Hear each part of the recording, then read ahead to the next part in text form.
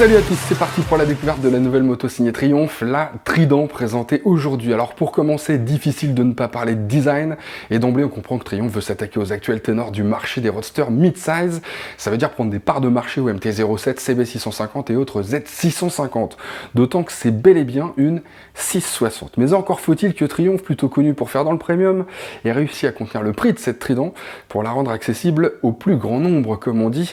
On verra ça un petit peu plus tard. Alors pour l'instant, regardons-la un petit peu dans le détail. Elle a une bonne bouille, elle fait ni trop sportive ni rétro. C'est une moto qui me fait beaucoup penser à ce qu'on trouvait dans les années 90 finalement, sans tomber dans le néo-rétro non plus. Disons qu'il y a une forme de simplicité, d'épure dans les lignes. C'est assez malin, je trouve, quand la concurrence propose surtout du manga style agressif ou de la néo-rétro, quoi. À la limite, elle risque de faire du mal au SV650, ou au Scrambler Ducati, je sais pas ce que vous en pensez. En y regardant d'encore plus près, on découvre alors un beau phare à LED à l'avant, et puis à l'arrière un feu, lui aussi à LED, qui est plutôt joliment intégré dans une coque arrière, qui est dépourvu de support de plaque en plus, puisqu'il repose sur le bras oscillant. De quoi dégager bien correctement la roue arrière. On remarque aussi le soin apporté à la déco. Il y a un logo Trident sur les pattes, là, juste au-dessus des genoux. Et puis en fonction de la couleur choisie, alors il y a blanc, noir, noir et argent, ou argent et rouge. À mon avis, c'est la plus jolie d'ailleurs. Il y a différentes sérigraphies avec un logo Triumph assez simple, ou totalement hypertrophié sur le réservoir. Et puis des logos Triumph, d'ailleurs, il y en a partout, dans les optiques, sur le bouchon de réservoir, ou encore sur le bel écran TFT.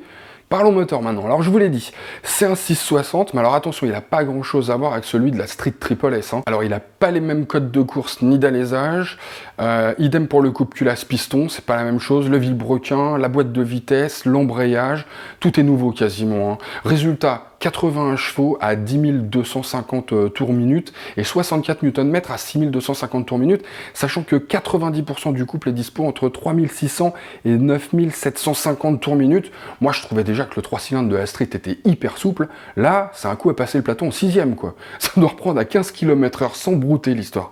Et puisqu'on parle du permis, tiens, il y aura évidemment la possibilité de l'avoir en A2, c'est un bridage électronique et puis à la poignée de gaz, et ce que je remarque d'emblée c'est que le bridage conserve un max de couple à mi-régime, 59 Nm, juste au moment où il atteint ses 47 chevaux maxi, là, à 5250 tours minute pour être précis. Elle devrait donc être aussi sympa que la Street pour les A2. En termes d'assistance électronique et autres, alors il y a deux modes moteur, il y a un traction control, étonnamment déconnectable, ou pas.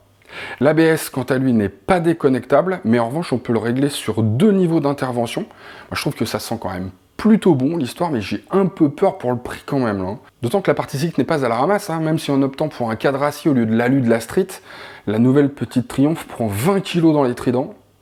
Mais pas de panique, elle ne dépasse pas les 199 kg tout plein fait, et comme la selle est assez fine manifestement, et qu'elle culmine à 805 mm, elle devrait pas être trop impressionnante pour les débutants quoi. Côté suspension, alors c'est du Showa, bien, mais pas du haut de gamme, la fourche c'est une inversée, mais elle n'est pas réglable.